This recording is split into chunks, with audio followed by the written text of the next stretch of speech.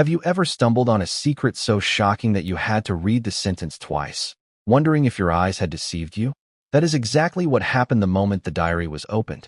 The moment a private journal filled with Meghan Markle's own handwritten thoughts was exposed to the world. A diary that shouldn't exist. A diary no one was supposed to see. A diary that, once decoded, reveals something so explosive, so deeply hidden within the walls of royalty, that even Prince Harry himself was left in absolute silence. Not anger, not denial, just shock. Pure, paralyzing shock. Before we continue, please hit the like button, subscribe to the channel, and turn on the notification bell for updates. Because buried between those pages, in ink that still looked fresh, were confessions, cryptic, emotional, panicked. About the births of Archie and Lilibet. Not the story the palace told. Not the timeline published in magazines. Not the version presented to the world with smiling photos, studio lighting, and carefully curated PR staging. No, the diary tells a very different story. A story involving secrecy, contracts, fear, high-level negotiations, even phrases like "he cannot know yet," and "the plan must stay intact." And when Prince Harry finally woke up to see what was inside, when he learned what the diary allegedly reveals, he wasn't just shocked as a husband. He was shattered as a father. If he was ever truly a father in the way he believed. Tell me, what would you do if you discovered that the story of your own children's births wasn't the truth? What if everything you defended, everything you fought for, everything you believed you lived through, was part of a carefully orchestrated narrative? A narrative designed to protect an image, shield a reputation, and secure a future? Because that is what this diary threatens to unravel. And the timing of this discovery couldn't be worse. The royal family is already fractured. King Charles is weakened. William and Harry no longer speak. Public trust is eroding. And yet, somehow, this diary, this personal record filled with raw emotion and unfiltered thoughts, makes everything 10 times worse. Why? Because it exposes something that no royal PR team can spin away. It exposes what happened before the birth of Archie, before the dramatic speeches, before the staged photos, before the Netflix documentaries, before the Oprah interview, before they even left the palace. The diary exposes the cracks that began forming long before anyone knew. And now, the cracks are rupturing into the open. You're about to hear those revelations. You're about to see why so many timelines never added up. Why so many staff members whispered but never spoke. Why doctors were changed at the last moment. Why there were no hospital steps photos. Why the palace kept issuing strangely vague statements. Why Meghan's bump changed size and shape in a way even photographers found baffling. Why Lily's birth announcement was even stranger. Why the christening photos seemed off. And why Harry, who defended Meghan louder than anyone else, may have been the last to know what was going on right in front of him. But before we dive into the diary entries themselves, you need to understand exactly how this journal resurfaced in the first place. Because diaries don't just appear. People don't just hand over private words without a reason. There is always a catalyst. In this case, betrayal. Not Meghan betraying someone, but someone betraying her. Someone close. Someone trusted. Someone who had been there through the chaos, through the arguments, through the transitions from palace to Montecito. Someone who watched the entire storm unfold and finally decided enough. But was it revenge? Was it concern for Harry? Was it guilt? Or was it fear that the truth would come out another way, leaving them implicated? The introduction you're about to hear sets the stage for everything that follows. Because nothing about this story is simple. Nothing is straightforward. Every revelation connects to another, like a web Meghan thought she had full control over, until she didn't. Let's start at the beginning. The real beginning. The moment everything quietly shifted behind palace doors. The moment Meghan realized that being pregnant in the royal family wasn't just about carrying a baby. It was about carrying an expectation, an image, a symbol.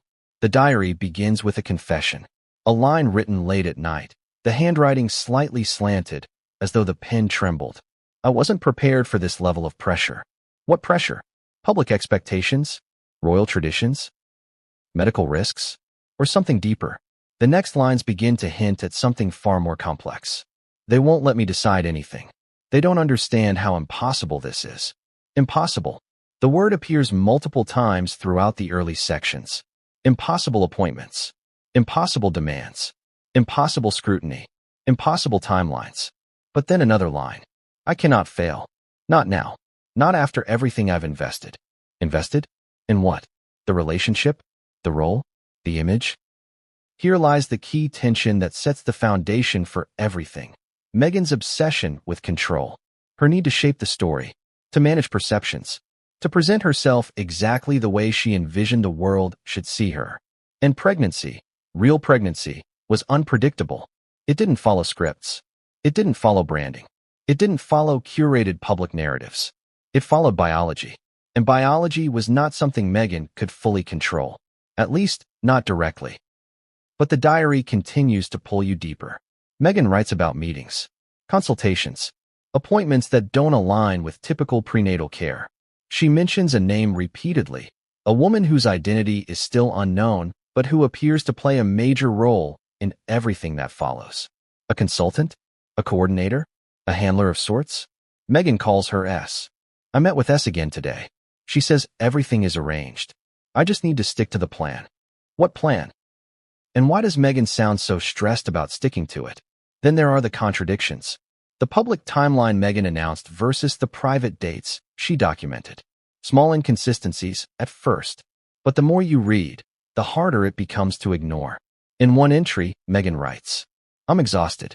I can't keep pretending I'm further along than I am. But in public, she was already displaying a larger bump than staff privately recalled. Then, H tried to ask again today. I told him the same story. He can never know the truth. It would crush him. He can never know the truth. If that line doesn't freeze the blood in your veins, the next one will. S said the final contract arrives next week. I have to be ready. Contract? Ready for what? These are the lines that begin forming the backbone of the larger revelation. The revelation that Harry was not only kept in the dark, but intentionally shielded from critical decisions regarding the births of his own children. Why hide it from him? Was it fear he would object? Fear he would tell the palace? Fear he would walk away? Fear he would refuse to participate in the narrative she wanted? Or was it because Meghan knew the royal family would never allow the truth to remain hidden without consequences?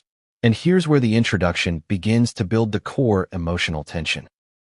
Meghan wasn't just writing as a duchess. She was writing as a woman cornered by expectations, obsessed with image, and terrified of losing control. The diary reflects conflict, internal war, panic, confusion. At times, sympathy begins to appear, but then it's shattered by entries that reveal a much colder calculation. She writes, the reveal must be perfect. No gaps, no inconsistencies. No one can see the seams. The seams. She wasn't referring to a dress. She was referring to the story itself. And as the diary progresses, the emotional tone shifts again. Meghan goes from anxious to determined, from uncertain to tactical, from overwhelmed to controlling. And halfway down one page, she writes the line that changed everything. Operation Sunrise begins after the next announcement. S says it must look natural. Operation Sunrise. A phrase so bizarre, so eerily official, that it immediately raises questions. Was this a code name? A project title? A coordinated plan involving more than just Meghan? Because by this point, the entries are no longer sounding like diaries. They sound like strategies, plans, operations. And suddenly the audience realizes something chilling. Meghan wasn't documenting her pregnancy. She was documenting her preparation for a narrative, a storyline, a birth announcement that may not have reflected reality. Which brings us to the final moments of this introduction. The moment where everything escalates and the truth begins to take shape. On the night before Archie's birth announcement, Meghan writes, everything is ready. Everyone has signed. S confirmed the arrival is scheduled. All that's left is the performance. Performance. Arrival is scheduled. Everyone has signed. No pregnant woman writes those words. No expectant mother talks about a scheduled arrival that way. This is when the diary stops being confusing and becomes incriminating. And right as Meghan begins describing the next morning, her handwriting becomes rushed, chaotic, almost frantic. The last detail is the only part one cannot control. I hope he doesn't suspect anything. Not today. Not now. Then the entry stops. Mid-sentence. The next page is blank. And that blank page opens the door to the darkest question of all. What exactly was Meghan hiding that day? Because whatever it was enough to leave Harry speechless when he discovered it. And enough to tear apart the image they spent years projecting to the world. It always begins with the one person you never expect. The one friend you think will stay loyal forever. The one who knows where the bodies are buried but swears they'll never speak. But loyalty cracks under pressure. It crumbles when resentment builds. And in Meghan Markle's inner circle, resentment was the one thing money, titles, and fame couldn't bury deep enough.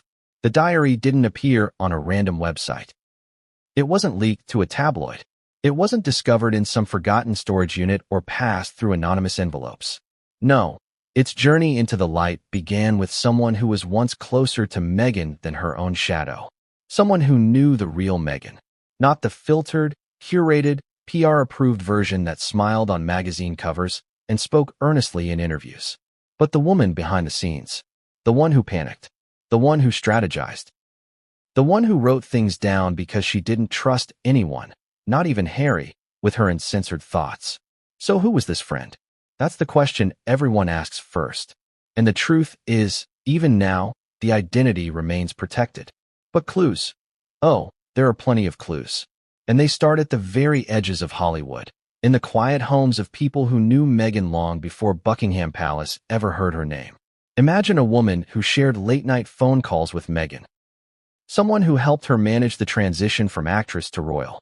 Someone who listened to her fears, her ambitions, and her frustrations. Someone who watched the Meghan-Harry romance bloom, then warp, then consume everything in its path. Someone who was once entrusted with secrets that were supposed to remain forever sealed. So what changed? Why speak now? Why risk Meghan's wrath? Why risk legal retaliation? Why risk being labeled a traitor? Because sometimes people break under the weight of truth. Sometimes guilt becomes unbearable. Sometimes what you know keeps you awake at night. And sometimes, just sometimes, you realize that keeping a secret isn't loyalty, it's complicity. The friend never intended to reveal everything at once. It started small. A hint here, a comment there, a strange remark to another acquaintance about the diary Meghan kept while pregnant. A slip of the tongue about those entries that would cause chaos if they ever got out. A whispered warning to someone close to Harry. If he ever sees that diary, everything changes. And the irony? Meghan wrote that diary because she trusted no one. But in the end, it was the one person she trusted most who betrayed her. The friend had kept quiet for years. Through the wedding, through the palace drama, through the Oprah interview, through the Netflix documentaries, through the exit from royal life. But silence has an expiration date, especially when the person you're protecting becomes the very reason your own life begins to unravel. Because while Meghan thrived in her new world of PR deals, media platforms, legal battles, and carefully controlled public narratives, this friend got left behind. Left out, ghosted, abandoned, replaced. And that's when resentment began to take shape.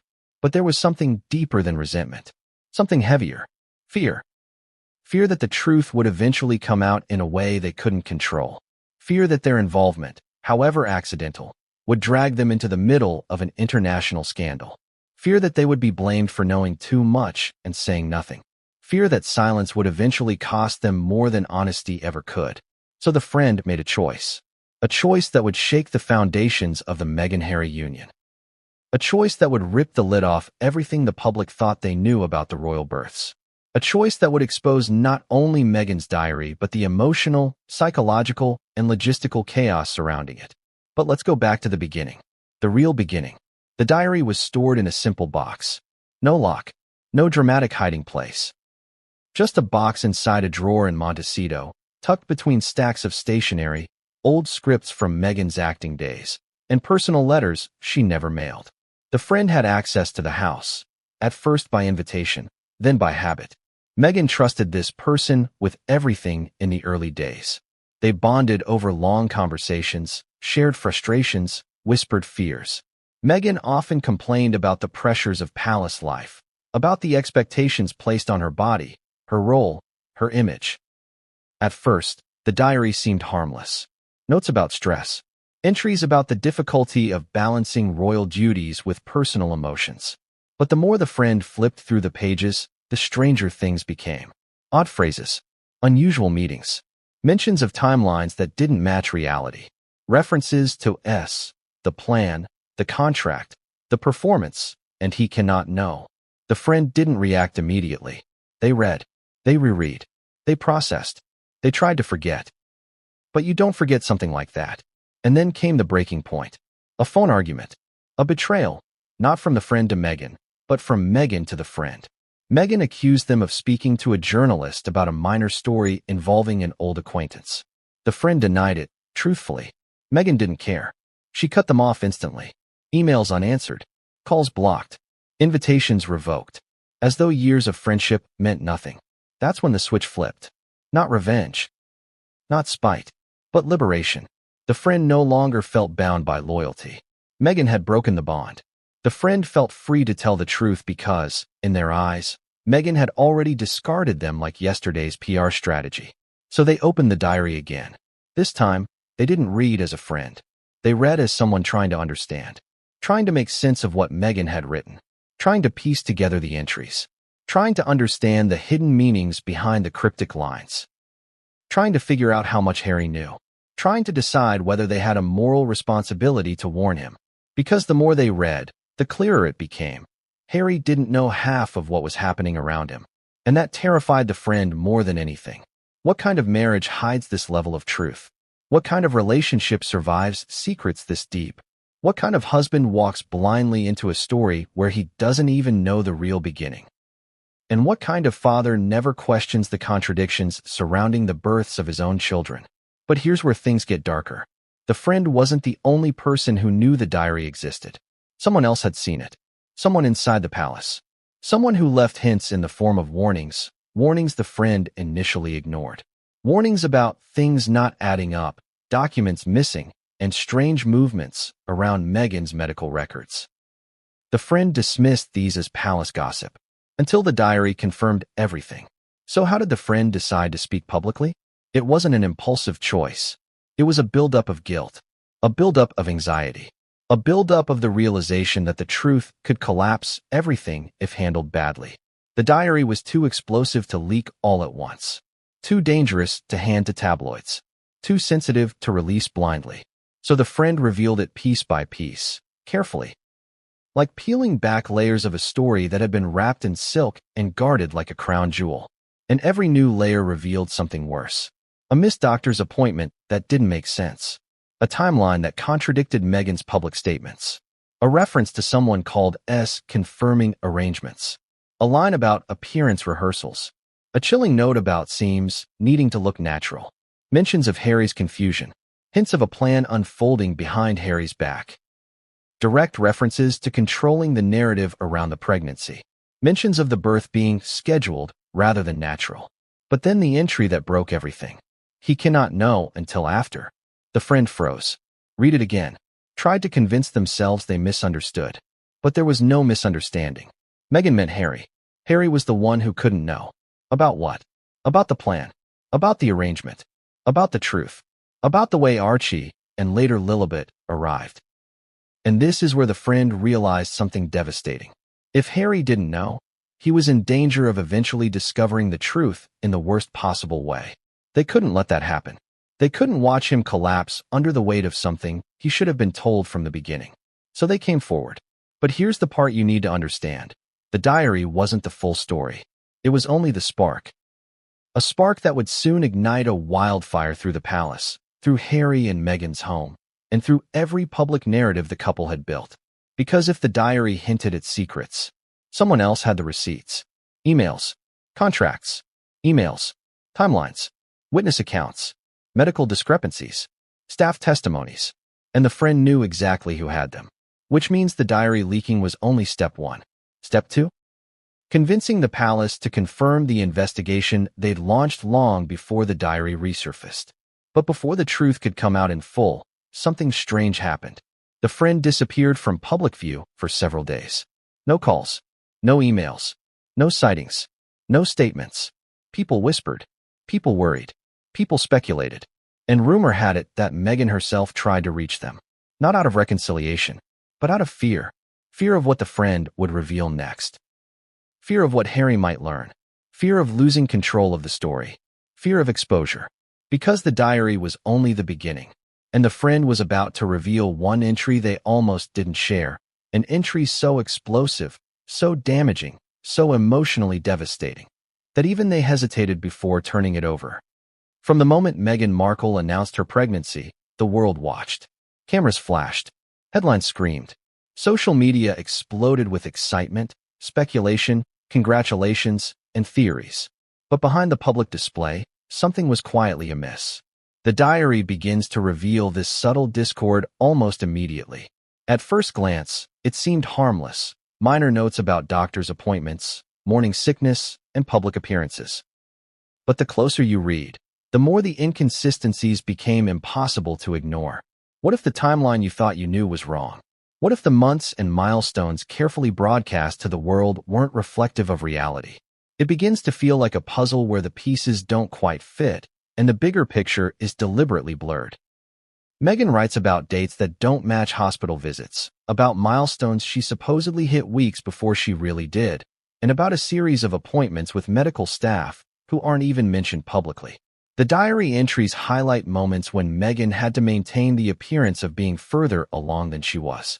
She describes confusion among the staff and her own growing anxiety. There are lines like, "I can't let anyone notice. Not today. Not tomorrow. Not even him." Her handwriting is sometimes neat, sometimes rushed, reflecting the emotional roller coaster she was experiencing. And who is him? It's Harry, of course, the husband she repeatedly insisted should not know the full truth of her pregnancy timeline. Let's pause here for a moment. Think about that. A man standing beside his wife, advocating for her, defending her against the public eye, cheering her on through every interview, and yet he may not have known the full story about his own child. The diary suggests that Meghan was actively managing not just the public narrative, but Harry's perception of reality. Every smile, every appearance, every staged bump, all meticulously calculated to preserve the story she wanted the world to believe. And then there are the conflicting dates. The diary references certain medical appointments occurring at odd intervals, sometimes overlapping with public events that would have made it impossible to attend both. Some entries describe days when Meghan was supposedly resting, yet she was photographed publicly in outfits that suggest the contrary. The friend who revealed the diary noted how Meghan obsessively recorded these discrepancies herself, as if keeping a log of the manipulation. The tension is palpable, almost as if Meghan was documenting not just her pregnancy, but a performance for an audience of one, the public. One particular entry stands out. Meghan writes, "The bump looks too small. They'll notice. I have to adjust." Adjust, not rest, not recover. Adjust. She is referring to the visual perception of her pregnancy, not the physical reality. And then, moments later, she mentions an appointment with someone identified only as S. S confirmed the adjustment will work. No one will question it. The diary suggests that this adjustment was coordinated, that it was deliberate, that appearances mattered more than medical truth. And if that wasn't enough, the diary continues to reveal the emotional toll on Meghan herself. Anxiety, guilt, and a profound sense of isolation seep through every line. She writes about sleepless nights, moments of doubt, and fear of public exposure. She acknowledges the precarious balancing act she is performing. On one side, the expectations of the monarchy. On the other, the ever-present scrutiny of Hollywood and global media. What makes these entries even more explosive is the repeated mention of timing. The diary carefully outlines dates when she was supposed to appear at events, and the entries hint that she was intentionally manipulating perceived gestational progress. Why would someone do this? To maintain the illusion? To protect the family? Or to hide something deeper? The diary also includes references to unusual consultations. Medical professionals who are never named, and locations that don't correspond to any known hospital visits. One entry notes, "Today was the last meeting before the final plan. I feel like I'm walking a tightrope over a pit that no one sees." The language is dramatic, almost theatrical, and yet the friend who shared the diary insists the entries were written in real time. The suspense and tension were very much real, and it doesn't stop there. Meghan repeatedly expresses concern about Harry noticing inconsistencies. "He asked again today. I smiled and said everything is normal. He has no idea. The repetition of this line is telling. It shows an ongoing pattern of concealment, a deliberate effort to maintain a narrative in which everyone believes the pregnancy is conventional. Even the most loyal husband could not pierce this veil of secrecy. Even the father of the child had no idea what was happening behind the carefully constructed facade. Let's talk about the diary's references to Archie's early weeks. They are cryptic, filled with ellipses and fragmented thoughts. She writes, "Arrival complete. All in place. No one suspects. Only S knows." The repeated references to S suggest a third-party orchestrator. Someone outside the family, outside the palace. Someone with authority over timelines, logistics, and narrative control. And here's the chilling part. Meghan's tone is matter of fact. There is no doubt, no uncertainty, only meticulous attention to how the public story should unfold. The diary portrays a pregnancy less as a natural biological event and more as a production, a theatrical performance in which timing and perception are everything. But what about Lilibet? The diary hints at a different set of logistics.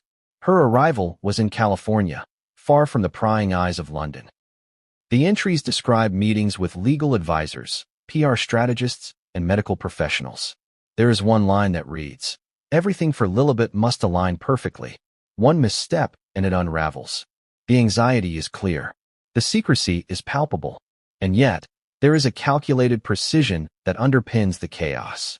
Meghan is operating with a meticulous plan, one that requires coordination, timing, and, above all, concealment. Now consider the emotional consequences. Meghan writes candidly about feeling isolated from Harry, even as they are living together. She expresses guilt at not being fully transparent, fear of discovery, and panic over potential misalignment between reality and performance. There is an almost obsessive focus on controlling outcomes, maintaining appearances, and shielding her husband from the full truth. It paints a portrait of someone caught between desire, duty, and self-preservation. It also raises a question every viewer must ask themselves. How much of our perception of Meghan as a mother and wife is informed by curated narratives, and how much reflects the raw, unfiltered truth? And yet, despite all this planning, there is tension. The diary captures moments of panic. Days when arrangements do not proceed as expected. Moments when Harry nearly notices discrepancies. Instances where staff fail to comply fully with plans. These entries reveal a high-stakes environment in which every detail must be orchestrated flawlessly. Failure is not an option. Exposure is catastrophic. And all of it revolves around a pregnancy that, on the surface, appears ordinary. The diary even touches on contradictions between public appearances and private reality. Meghan writes about interviews, photo shoots, and official engagements, noting when timing conflicts with medical appointments. "The bump must appear right for the camera," she writes. "They can't see the truth. Not yet." She is acutely aware of the gaze of the world, and she is manipulating it. Every event, every smile, every gesture is choreographed. And yet, behind the pages, the emotional weight is evident. Stress, anxiety, fear, isolation, pressure. And here's the twist. While Meghan was controlling perception publicly, privately, Harry was left in the dark. Not out of malice, but apparently by design. The diary's repeated insistence that he cannot know is troubling. Why? Because it suggests deliberate withholding of critical information regarding the birth of his own child. It raises questions about trust, communication, and the balance of power in their relationship. Could he have intervened? Could he have objected? Could he have acted differently? The diary doesn't just hint at secrets. It actively portrays a husband excluded from the very events that define his role as a father. By the end of this section, you start to see the layers. The public sees a smooth, conventional pregnancy. The world believes in the staged photographs, the polished appearances, the carefully timed announcements.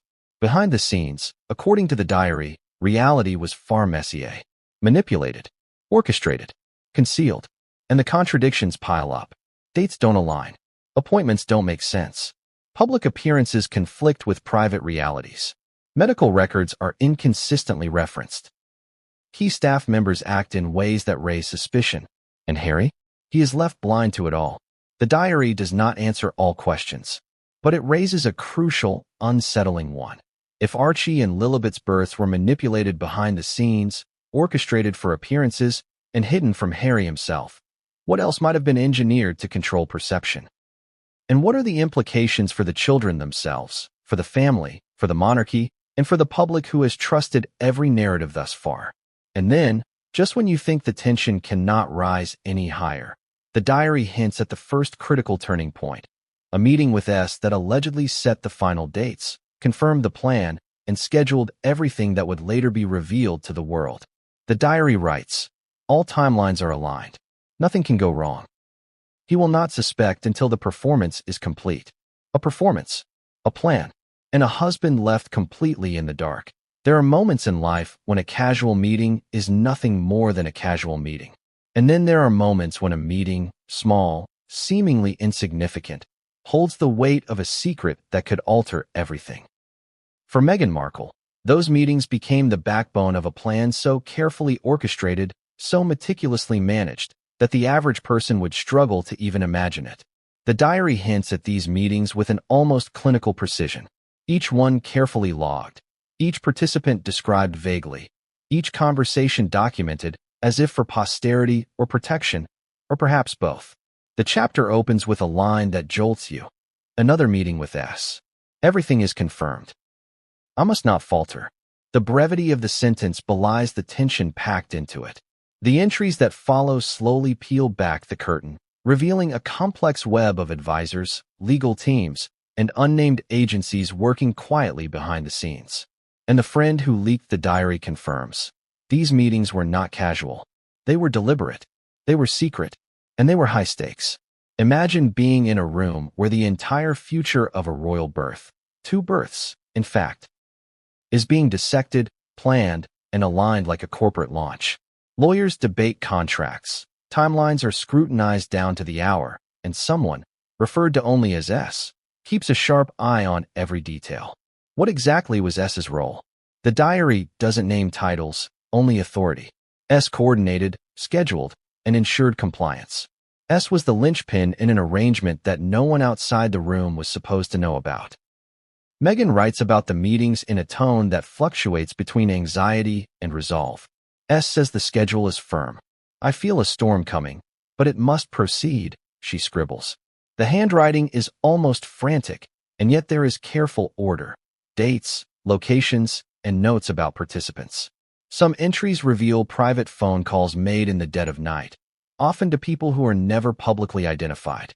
Phone logs, emails, confidential memos. Everything was orchestrated to maintain secrecy. But what shocks most about these entries is how deliberate the concealment from Harry was. The diary references multiple meetings in which decisions affecting Archie and Lilibet's arrivals were discussed, without him. Meghan repeatedly notes, he must remain unaware. His knowledge could jeopardize everything. In fact, the diary paints a picture of a husband removed from critical events, unaware of how much planning was unfolding around him. Every entry emphasizing Harry's exclusion increases the tension. Every word written in secrecy makes the reader wonder, how did Meghan manage to maintain this level of control over the most intimate aspects of her life? Then there's the legal component. The diary hints at consultations with top-tier lawyers, carefully chosen to safeguard contracts, medical procedures, and public announcements. Meghan writes, "Lawyers confirm all agreements are binding. Nothing can be reversed. S assures me." The friend who revealed the diary notes that these legal consultations were extensive, and in some cases, involved discussions about alternative arrangements that remain unclear. Alternative arrangements for what? The diary doesn't say outright, but the implications are chilling. The friend adds another layer. Some of these meetings were held in what they describe as neutral locations, places far from Montecito, far from London, far from anyone who might question the proceedings. Hotels, private offices, even secluded residences. In these settings, agreements were signed, schedules were finalized, and contingencies were established. Every detail was meticulously logged in the diary, and every line hints at something bigger than mere planning. It hints at a strategy designed to create the perfect public image, no matter the personal or emotional costs. Here's a striking example from the diary. "Today, S reminded me, the public sees what we allow them to see. Reality is irrelevant. Only the narrative matters. The tone here is detached, almost mechanical. Yet the friend who leaked the diary insists that Meghan's entries reveal emotional strain behind the words. She writes about fear, panic, and guilt in almost every line. It is this contrast between the precision of the plan and the human vulnerability beneath it that makes the diary so compelling. It is one thing to orchestrate events. It is another to do so while concealing them from the father of your children and from the world.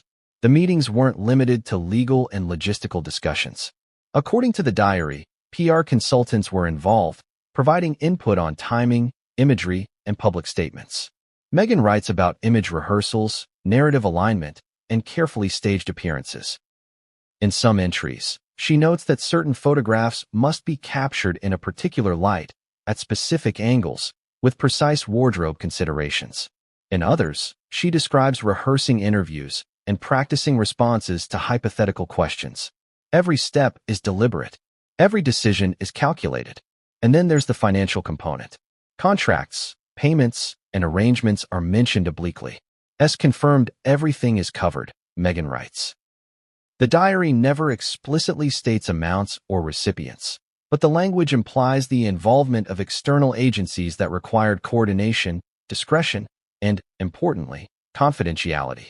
The friend who leaked the diary emphasized that these financial arrangements were central to ensuring that the plan could proceed without interruption. The emotional stakes, however, were highest when it came to Harry. The diary repeatedly emphasizes his exclusion. He cannot know yet, Meghan writes in multiple entries, a line that resonates like a mantra. The friend who revealed the diary notes that Harry asked questions repeatedly during this period. Questions about timing, appointments, and events, and was deliberately misled or distracted. Meghan's entries reveal a constant negotiation with her conscience, a delicate balance between secrecy and care, between control and exposure. Every decision was weighed against potential consequences for the marriage, the public image, and the unfolding plan. What makes this chapter truly gripping, however, is the hint of uncertainty. Despite the meticulous planning, despite the legal safeguards and PR strategies, Meghan's diary reveals moments of doubt. She writes about contingencies failing, about fear that staff might leak information, about anxiety that Harry might uncover the truth prematurely. These vulnerabilities humanize her, showing a woman under extraordinary pressure, navigating a labyrinth of secrecy, strategy, and expectation. The tension escalates further in entries describing a final alignment meeting. All parties must confirm. Nothing left to chance. The timing must be flawless, she writes. Here, the diary reveals that even minor delays or deviations were unacceptable. The friend who leaked the diary confirmed that this meeting involved lawyers, PR consultants, and all working together to synchronize medical, legal, and public elements of the plan. The precision described is reminiscent of a corporate merger or a major political campaign, far removed from the private, intimate experience of pregnancy one might expect. And yet, for all the calculated control, the diary exposes cracks. Anxiety seeps through the entries. Panic manifests in rushed handwriting, repeated lines, and fragmented thoughts. The diary reads as both a strategy document and a confessional, documenting not just actions, but internal conflict. There are passages describing guilt, stress, and fear of judgment. Meghan worries that Harry might discover discrepancies. She worries about staff exposure. She worries about public scrutiny. And most of all, she worries about maintaining the narrative until the performance of the birth is complete. Finally, the diary hints at the culmination of these meetings, a coordinated event scheduled meticulously for Archie's arrival and later for Lilibet's. Meghan writes, the final schedule is confirmed. He will not suspect until the day is complete.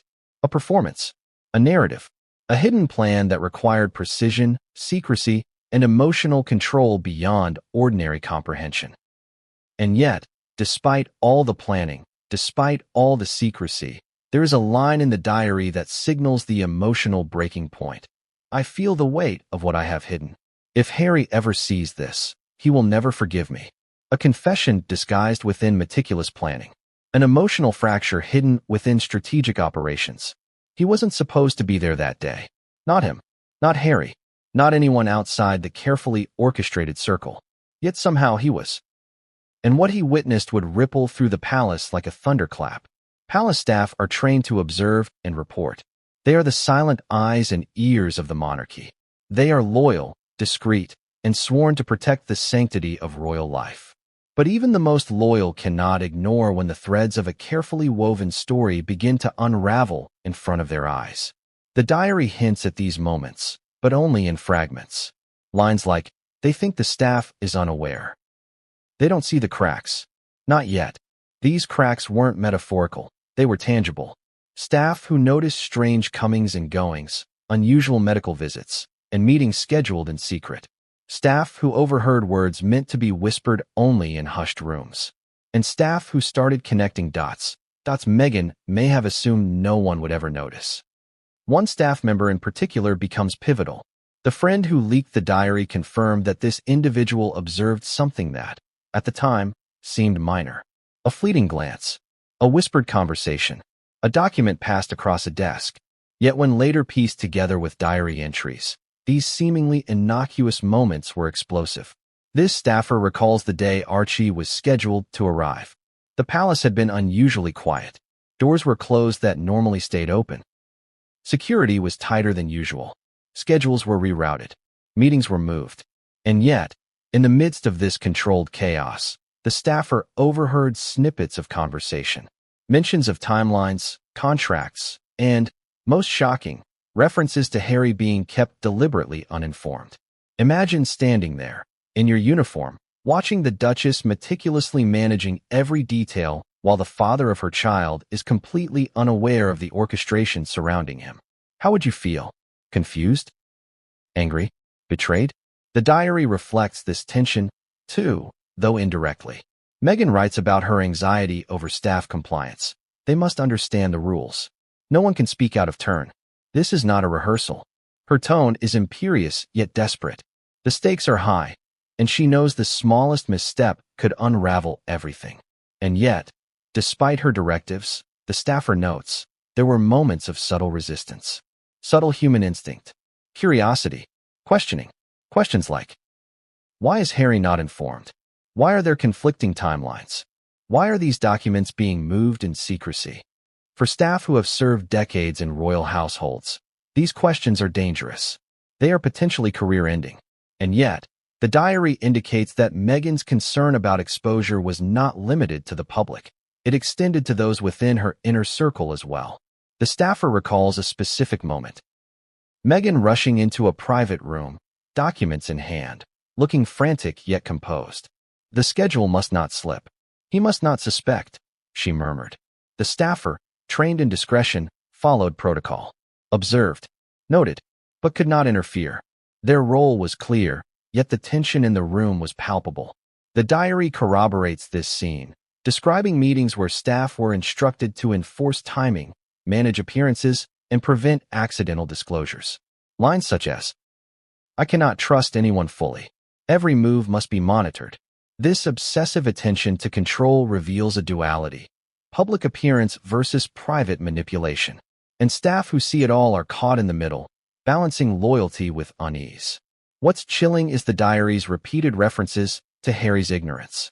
Meghan writes about conversations in which decisions about Archie's and later Lilibet's arrivals were finalized without his input. He does not need to know yet, she emphasizes multiple times. The staff, aware of his presence in the household, quietly processes the irony. The father is intentionally excluded from decisions surrounding his children's births. How could they reconcile this with their loyalty to him and to the crown? One diary entry details a tense hallway exchange. A staff member asked a question I could not answer. S intervened. Everything was controlled. The staffer remembers that day vividly. The air was thick with unspoken tension. Meghan's authority was absolute, but the undercurrent of fear and anxiety was undeniable. Everyone understood that a single slip could expose the delicate construction she had built. Then there were the logistical anomalies. Staff were redirected from normal duties. Security protocols were modified. Meetings were scheduled under the guise of other obligations. Documents were transported discreetly between offices. Phones were monitored. Even seemingly mundane tasks, preparing rooms, setting up accommodations, became part of the larger plan, ensuring no one could piece together the truth prematurely. The diary captures this level of orchestration with surprising candor, noting, every movement must align. Any deviation threatens exposure. Staff also noticed inconsistencies in what was presented publicly. Public appearances, photo shoots, and ceremonial engagements were carefully timed to match diary entries. But discrepancies between timing, location, and appearance puzzled the staff. The bump seems off, one observed. The timeline doesn't match the announcement. These small observations, harmless on their own, became monumental when combined with diary entries and internal communications. And then came the first moment that truly shook the staff.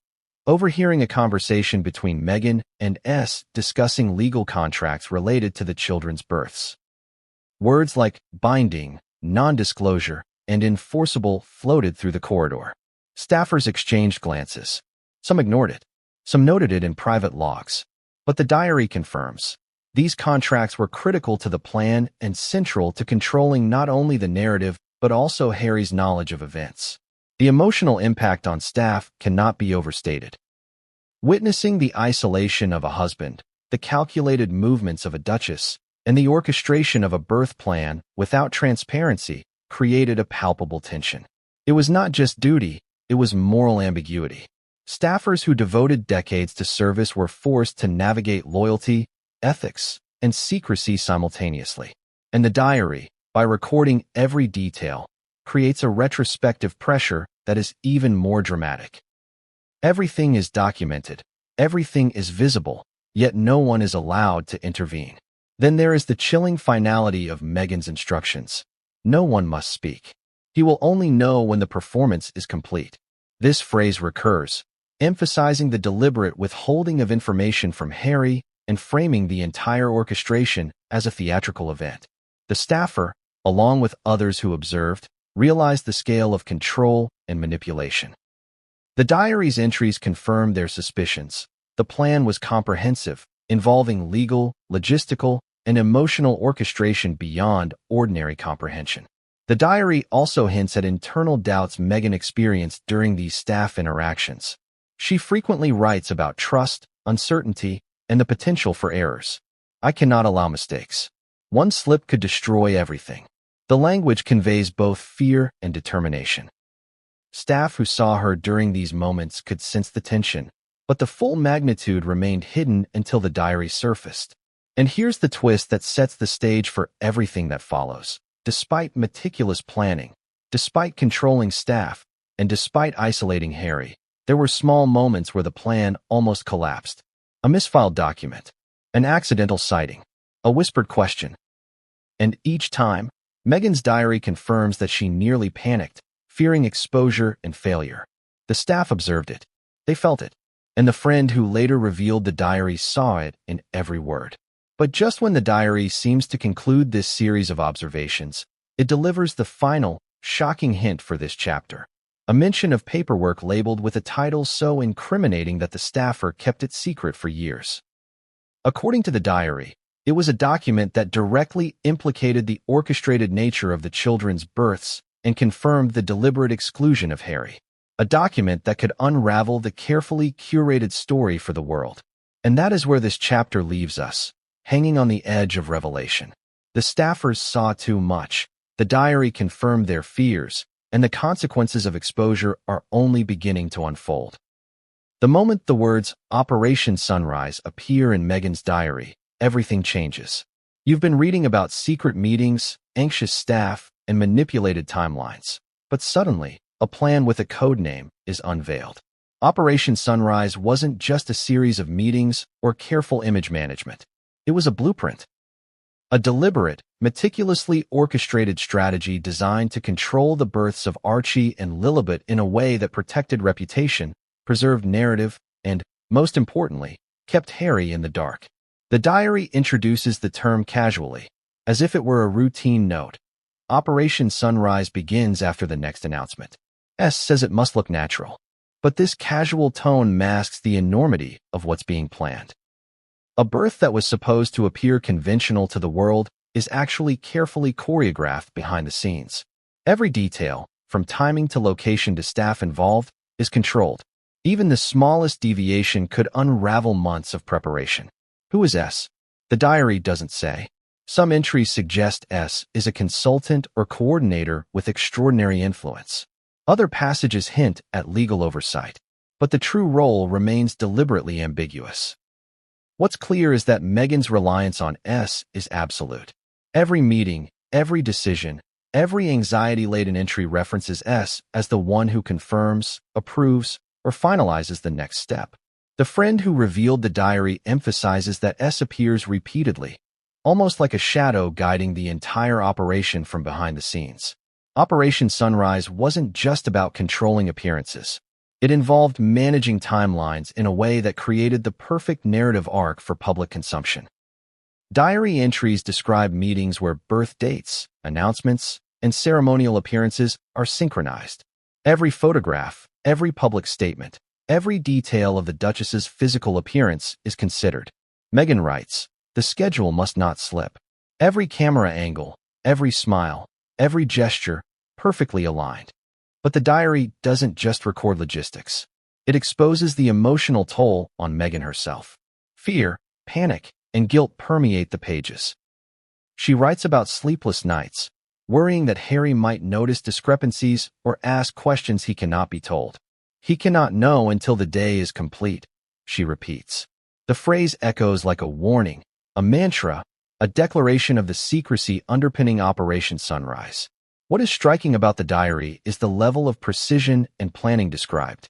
Entries include notes about potential scenarios, unexpected questions from staff, accidental sightings, or misaligned schedules. Each scenario is anticipated, countered, and controlled. Even minor staff errors are addressed in meticulous detail. If staff member X questions the schedule, redirect. Maintain control, she writes. The obsessive attention to detail illustrates the scale of the operation and the pressure Meghan placed upon herself to maintain it. The diary also hints at legal arrangements tied to Operation Sunrise. Contracts are referenced obliquely, with notes about binding agreements and enforceable clauses. These entries imply that surrogacy, timing, and public announcements are all interwoven with legally binding strategies. Meghan seems acutely aware that any exposure could have serious consequences, both personally and professionally. Lawyers confirm all contingencies are enforceable. Nothing can be reversed, she writes.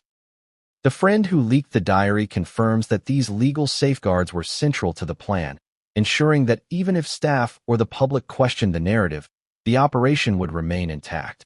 Operation Sunrise becomes even more striking when the diary details how Harry is deliberately excluded. Meghan writes about conversations in which decisions are finalized without his knowledge. "He asks questions today. I smile and answer vaguely. He cannot know." The repeated emphasis on Harry's exclusion raises serious questions about trust, communication, and control within their relationship. The diary portrays a husband removed from the very events that define his role as a father, leaving him blindsided by circumstances he cannot influence. Lilibet's birth is referenced separately but follows a similar pattern. While Archie's timeline involved careful orchestration in Montecito, Lilibet's arrival required coordination across international boundaries, involving medical teams, legal oversight, and PR strategy. Diary entries note that every element must align perfectly: the location, the timing, the announcement, and the subsequent public appearances. Any deviation could unravel the narrative. The friend who leaked the diary stresses that this level of control is unprecedented, even for a duchess accustomed to public scrutiny. The emotional intensity is heightened in entries describing Meghan's fear of exposure. One slip, one word, one glance. Everything could collapse, she writes. Her anxiety is palpable, yet the diary also shows determination. Despite fear and panic, Meghan meticulously records every step, ensuring that Operation Sunrise progresses according to plan. Every note, every observation, every instruction is documented, as if preparing a manual for secrecy itself. One particularly revealing entry reads, "Today, S reminded me, the world sees what we allow. Reality is irrelevant. Only the story matters. This line crystallizes the essence of Operation Sunrise. It is not merely about birth, it is about narrative control, image management, protecting a story at all costs, and keeping Harry unaware of the truth until the orchestrated performance is complete. The friend who revealed the diary recounts how shocking it was to read this level of planning. They describe the sense of dread that comes with understanding that the most intimate events in a family, the births of children, were being treated as a project to manage, control, and stage. They emphasize that Meghan's diary entries reveal both vulnerability and calculation, fear and meticulous strategy. The emotional contradiction is striking. A woman who loves her children and husband, yet conceals critical truths to maintain control. Operation Sunrise also involves contingency planning. The diary mentions alternate scenarios in which staff might inadvertently reveal information or Harry might notice inconsistencies. Each potential problem is addressed, schedules are adjusted, instructions are reiterated, and backup plans are put in place. The level of foresight is extraordinary, suggesting that no detail, however minor, was left to chance. By the end of these entries, the reader begins to realize the magnitude of Operation Sunrise. It was not a casual plan. It was not a simple strategy. It was an all-encompassing operation designed to control reality itself, or at least the perception of reality. It involved legal, medical, logistical, and emotional manipulation at the highest levels. And at the center of it all was Meghan Markle, orchestrating the plan with precision, yet burdened by fear, guilt, and the overwhelming responsibility of secrecy. And then, just when you think the diary has revealed everything, it delivers the first explosive hint of the consequences, a note indicating that Harry might eventually discover the plan, and that his reaction could destroy everything. The diary writes, "If he ever sees this, it will change everything." Harry always wore his heart on his sleeve. It was part of who he was, impulsive, loyal, passionate, and deeply emotional. And it was that very heart, so open and trusting, that made the revelations in Meghan's diary so devastating. Because while Operation Sunrise unfolded, Harry had no idea, no inkling, not a single clue that the births of his children were being orchestrated in ways he could never have imagined.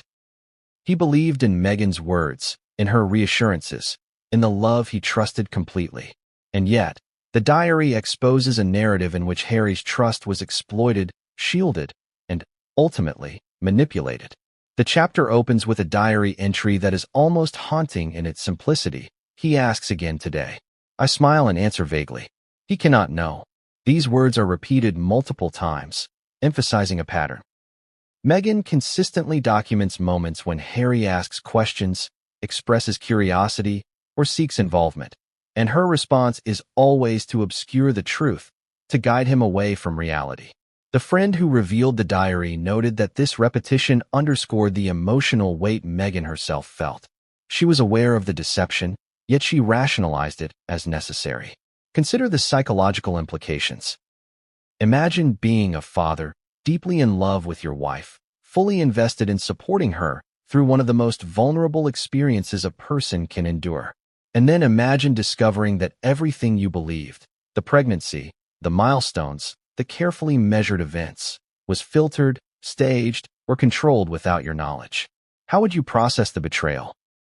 The diary shows that Meghan understood the potential impact on Harry, yet continued to prioritize control and narrative over transparency. Harry's blind trust is further highlighted in entries describing interactions between him and staff. Diary lines note that staff sometimes attempted to hint at inconsistencies, but Harry either didn't notice or dismissed them out of faith in Meghan's account. He smiles, "Trust my words. I cannot let him see the strain," one entry reads. The diary frames Harry as a man fully invested emotionally, entirely unaware of the orchestration surrounding him. This chapter also explores the emotional dynamics between Meghan and Harry during this period. The diary captures private conversations, brief arguments, and subtle reassurances. There is a recurring tension. Meghan feels guilty, conflicted, and fearful, yet also determined to maintain the operation. Harry, meanwhile, is portrayed as loving, protective, and trusting, traits that inadvertently enable the secrecy. The friend who leaked the diary emphasizes that this imbalance is central to understanding the psychological landscape at the heart of Operation Sunrise. One particularly revealing entry describes a day when Harry attempted to participate more actively in planning nursery arrangements. Meghan writes, "He asked about colors, furniture, timing. I smiled and nodded, diverted the topic. He must never suspect the underlying plan." The diary portrays a delicate dance of deception, in which Meghan simultaneously nurtures Harry's involvement while shielding him from critical information. The friend notes that these passages reflect both emotional strategy and self-preservation, illustrating the dual roles Meghan played, loving mother and orchestrator of secrecy. The diary also provides insight into Meghan's internal conflicts. She writes candidly about moments of guilt. "I see the trust in his eyes. I know he believes everything I say. I hate myself for hiding this, but it must be done." These lines reveal a layered emotional struggle, love and deception existing simultaneously, each feeding the other. Meghan's calculations are not devoid of emotion. Rather, they are imbued with anxiety, responsibility, and the burden of secrecy. The friend who revealed the diary recalls that one passage struck them most profoundly. "He loves too deeply. He trusts too much. I can only hope he does not find out before it is too late." The intensity of these words demonstrates the awareness Meghan had of the potential consequences. Harry's blind